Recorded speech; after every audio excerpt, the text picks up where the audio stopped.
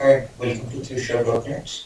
If you want the latest videos related to C# and .NET, please visit our website. You can find a lot of videos with step-by-step description with a sample code. So if you need, just come to this website and try to browse through the topics so you will just get something useful. So today we are going to develop a WCF service and we are going to see how exactly how exactly we're going to create a service and how we are going to post the service using a simple console application. We're not going to make it very complicated, we just need to understand how the WCF service works, what are the ABC, that is the address binding and contract of a WCF service. After creating the service, how exactly we're going to post or deploy the service using a console application, Windows console application. So that's what. So for that, actually, we need to do. Initially, we need two things. One is a C# class library, and the other thing is the system console applications. So just go ahead, right click on your, uh, WCF solution. Your solution, and go ahead and go to the new project. Okay.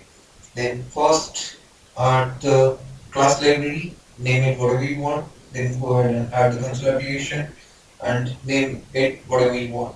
Okay. In this case we have actually given this as WCF test class and we have given the name as WCF test class host. Okay. So this is what right now if we go to see the WCF test class has a class called public class additional class. Okay. So actually, whenever we are going to create, okay, let's understand, whenever we are going to create a service, what exactly our service is going to do, okay. Our service is going to do some operation, okay. Whenever we are exposing the service will have some operation or some methods, right? So, for that, we need a method, okay. Our service will have a method. So, instead of directly using those methods, the standard way to make it standardized, and what we are going to do, we are going to wrap that method inside the interface. So that will ensure that method is going to be implemented in a standard way, right? So we are just going to add a method here. We are going to say int add, and it will take x, y, x and int y. So this is the method what our service is going to expose, and to make sure uh, the service this method is going to implement it, we have wrapped this inside a IMAX service interface. Okay, but our main motto is we want to expose the add method. So this add method is going to be exposed through IMAX service. So in this case, we are going to implement the service contract, okay, in our IMAX service interface, right? So we will see, you are right now not getting the complete picture. For this point of time, just remember we are actually we need the method to be exposed. We are wrapping it inside interface. Why? We'll see once you actually have the patience and see the video through, then you will be able to understand why we are doing like this. Okay. So with what we have done right now, we have created the operation. We have wrapped it inside the interface, and this interface is being defined as the service contract. Okay. Now let's go back to our class. Okay. So this class will actually implement our ML service. Okay. And it has to implement this methods, right? So this is the class which is, this is the type of the class. Okay, this information will also be required by our WCF service. So we are going to say this class has to be whenever it is a class, that should be a data contract type. Okay, in WCF. Okay, so now we saw that this is our data contract, right? And we have actually created a WCF test plus, which is a IMAX service. Then that IMAX service is a service contract. Actually, it's a very simple service. Now what we can say is our service is ready. Okay. Now we have interface. Okay. This interface has a method, and this method is being implemented by addition class, and this addition class is a data contract. I mean, it is having the attribute. And let's go ahead and actually also define this method, not here, inside over here as operation contract.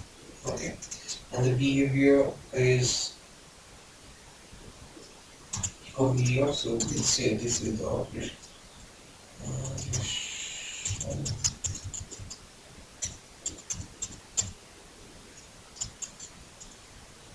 Let's see. Let's try again. Sure. This is the operation behavior. Okay, now let's go ahead and build our solution. Okay, now this is building file. Okay, now our service is ready, but in order to access that service, okay, we need to deploy it somewhere. I mean, it should be hosted somewhere. It can be hosted at different platforms. It could be hosted on IaaS. It could be hosted on our using namespace. It could be hosted using TCP. So there are a lot of things. But right now we are going to see a simple thing. We are actually going to create a console application. And this is our console application. Inside the console application, we are right now what we are going to do is we are going to host the service right now what we have created. So how we are going to do that right now is, first of all, we have to modify the app.config.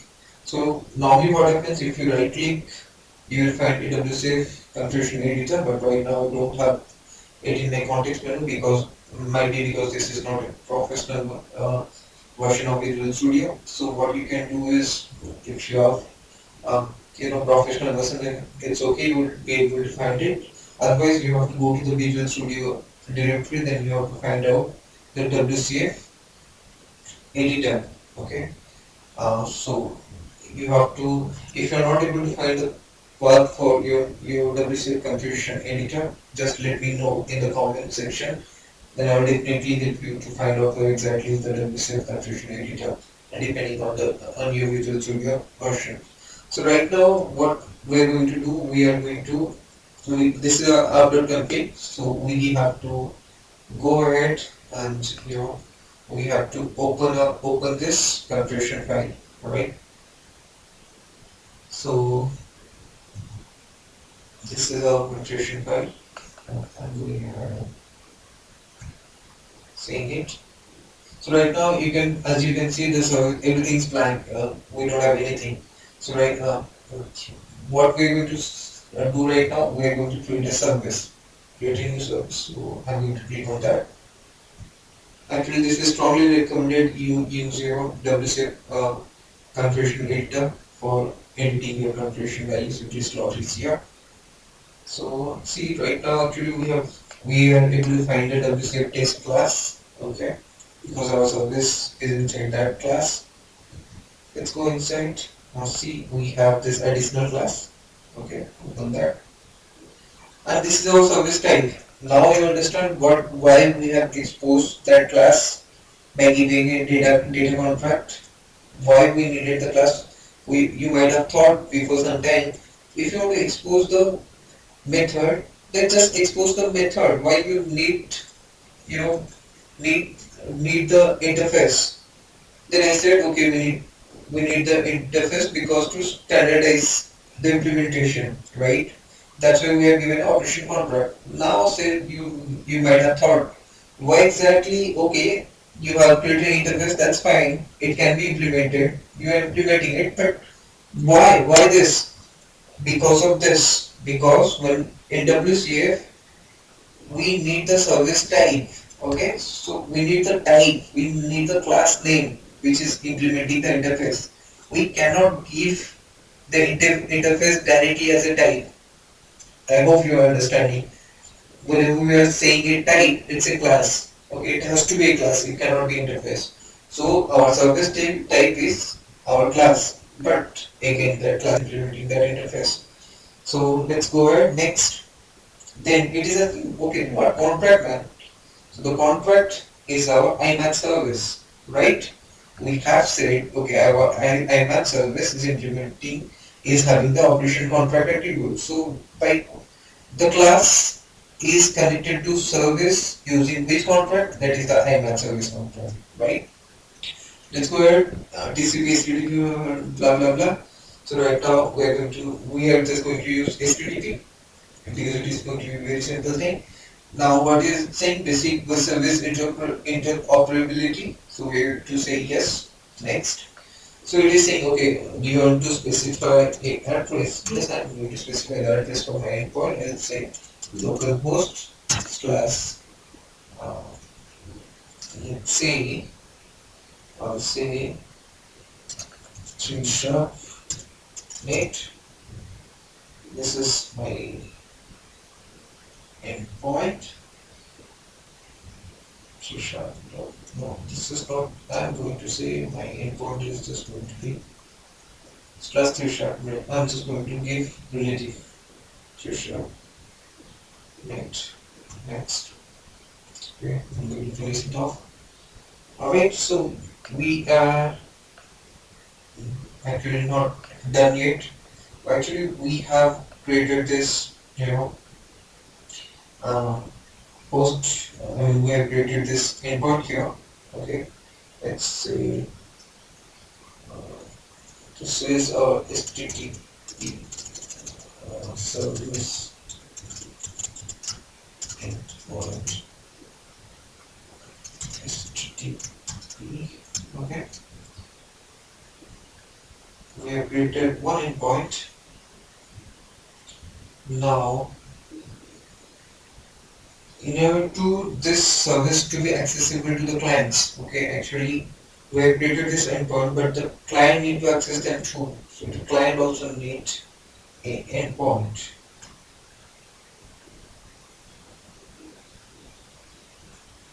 Let's not see it here. We'll see this in a moment with the problem. Actually, then we will be able to understand it better. So right now, let's go ahead and save this one. Right. Yes to all. Okay, right now we can see we have the service where the service name was this. This input address is this, binding is this, and um, we just need to add one more thing here before we add.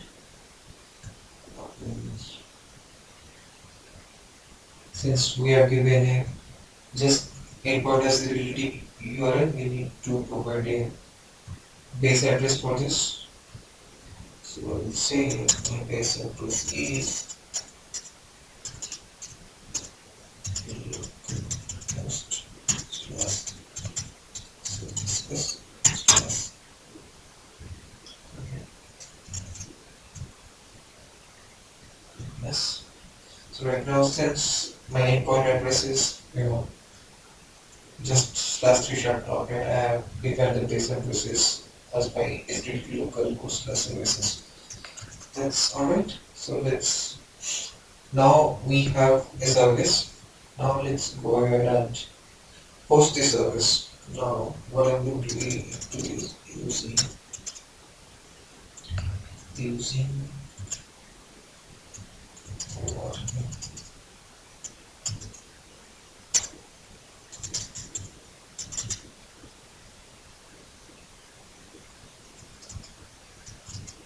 it's going to so using personal source of this service host. Okay. So equal to service host. The second one is type service type. So we'll say type of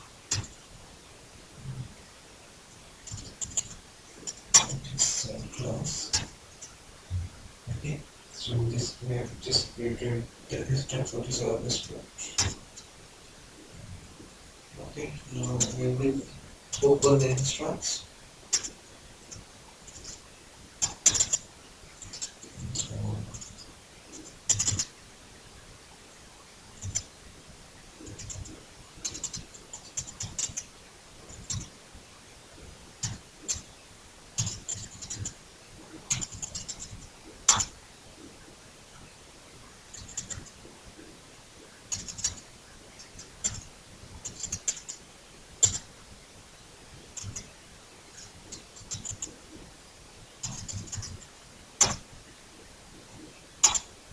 So we are just iterating through. I mean, right now we just have one endpoint, but it can have multiple endpoints. So that's why.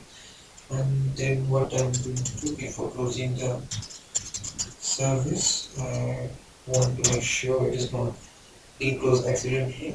So I want to select close. Alright. So it's built it. Building is fine. Now let's run the application.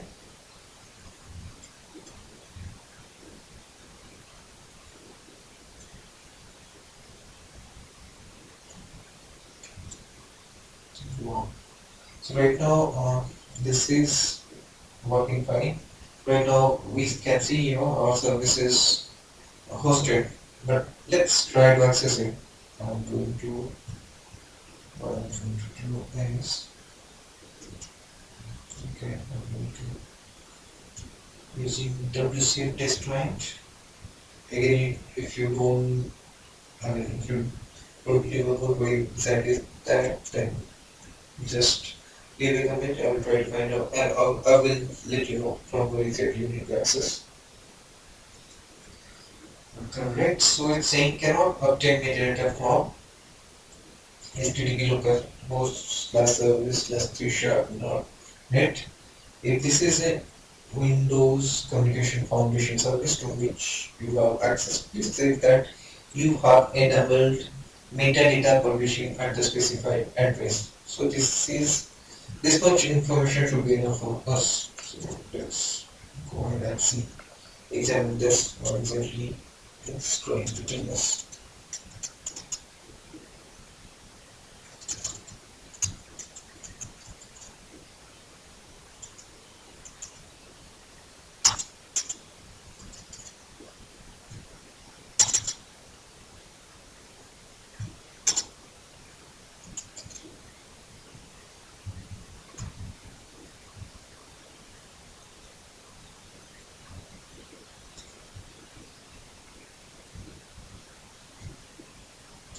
Right now it is saying error cannot obtain metadata from our service. This is our service.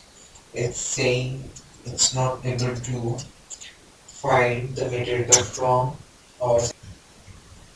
Okay, so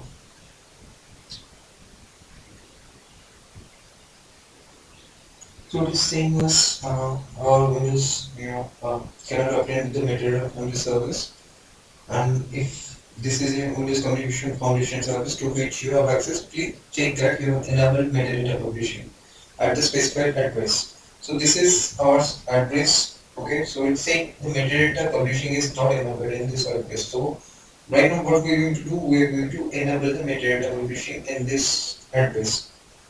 Okay, so for that, what we need to do is we are going to, uh, we have to add a behavior. We have to add a service behavior which is going to say, okay, metadata is enabled. So how we are going to do this right now? Let's go ahead and have a look. So let's go in and go back to our configuration editor. Let's go to our advanced section. Let's go to service behavior. Let's go to new service behavior. Okay. Now name, let's give it meaningful name, default service behavior. We don't need service. Let's give default behavior. Okay. And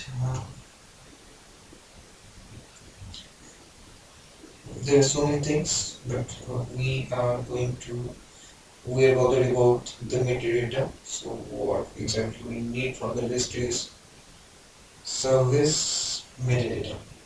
Alright, this one. Okay. So HTTP get enabled equal to true, and HTTP S get enabled, we don't even need it right now. Okay. Reload it. Now here is a BA service behavior that we have created right now. We have created the behavior, but it has to be implemented in our service. So let's go ahead and say behavior completion is our default behavior. Let's run it. Alright, so this is what we are doing right now. Let's go ahead and copy the URL.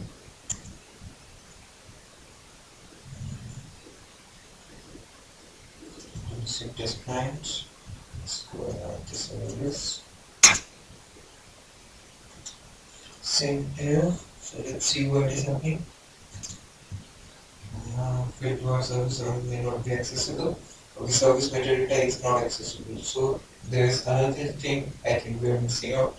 If we want to expose the metadata, also we have to add another contract to another endpoint to our service. We'll talk about this. Let's see. Address. Let's say next. Okay. And no behavior configuration. Also binding. Okay. So right now actually we are using here basic HTTP binding. So MEX is actually used to expose your metadata, right? With, if you want to make your service accessible, then we're going to use MEX to expose. Mostly, we're going to expose through HTTP. So we're not directly deploying it on the IIS or something like that. So that's where we're going to create a MEX endpoint.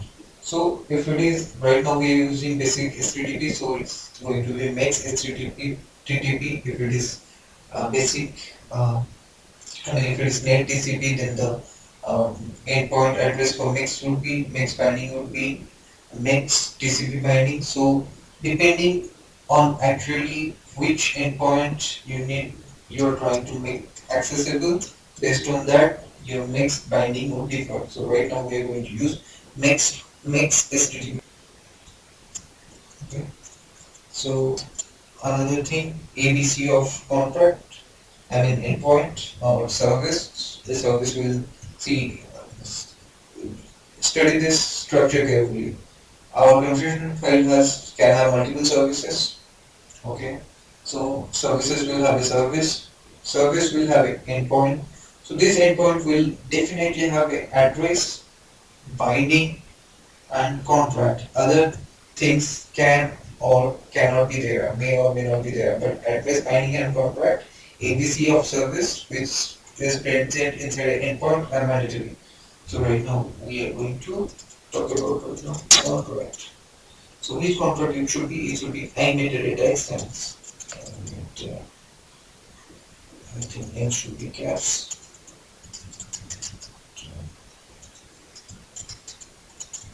Change. And then this solution.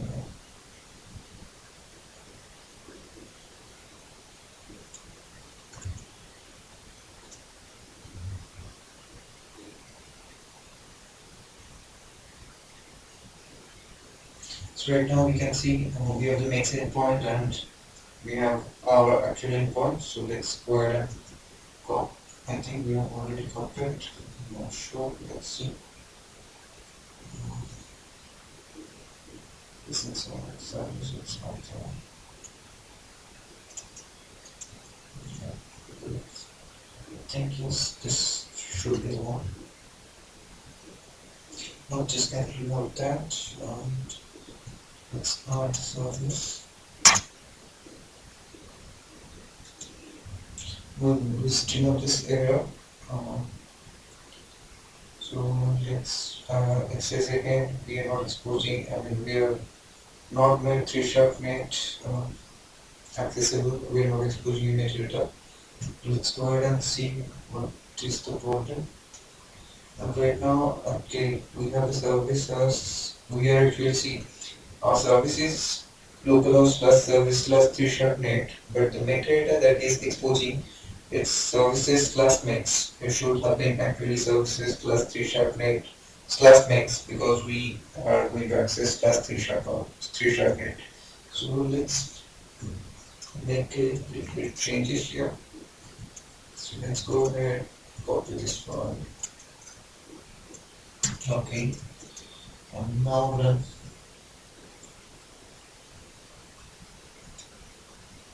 Well, now let's copy the URL.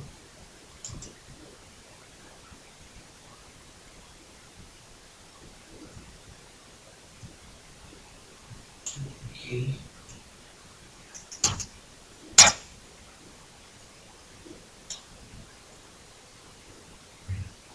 Yes, right now see we have our import addresses localhost plus services plus 3-sharp net and the contract, the operation, I mean sorry, what was there? Our service contract, yes, that is IMAP service. Then we have a method. So let's go inside the method. See, we are expecting two parameters x and y as we have given there. So we'll just say 30 and we will say 20. Invoke. Okay. Okay, we have not implemented. Very good. So here we are just going to say return x plus y start. Now go back to our listing and say input now, and the result is 50. So that is our service. See, and we have created this service. We have hosted it using console application, and we are testing it using WCF test client. Just stop the service by going to the console application. Press enter. Okay. Now let's go to our WCF test client. Let's prepare the service back again, and it will be offline because we have stopped the hosting. Yeah. So this is what we have done right now. We have created a WCF service. Okay. We have created a console application and we have used this console application to host our WCF application and WCF service. So we can actually deploy the WCF service in much number of ways. This is HTTP, we can use TCP, we can use name types, we can use peer-to-peer.